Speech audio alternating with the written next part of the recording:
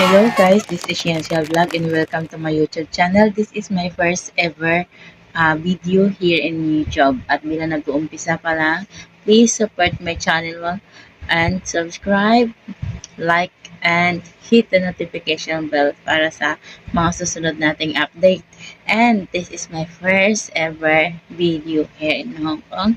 And ang ating may content dito is about Hong Kong, about buhay-buhay sa Hong Kong, about mga domestic helper application, and mga experience natin dito mga langga, pwede kong i-share sa inyo, lalo na sa mga kagaya kong mga nagbabalak mag-abroad. Mag 3 years na nga pala ako dito mga langga, at kahit pa paano meron tayong natutunan about tradition, about mga pagkain nila, yung mga pagluluto nila dito. Pwede kong i-share sa inyo sa mga gusto.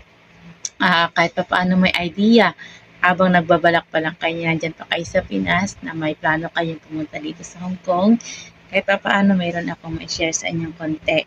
Pwede nyo akong mag-comment or i-message ako para sa mga karagdagang idea, tip.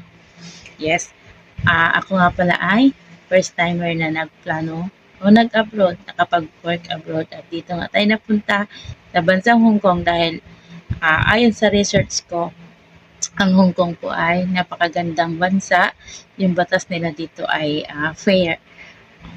Kaya kahit pa paano may laban tayo dito sa bansang ito mga langga pag tayo ay inabuso ng ating mga amo. Yun lang muna. Subscribe please. Thank you.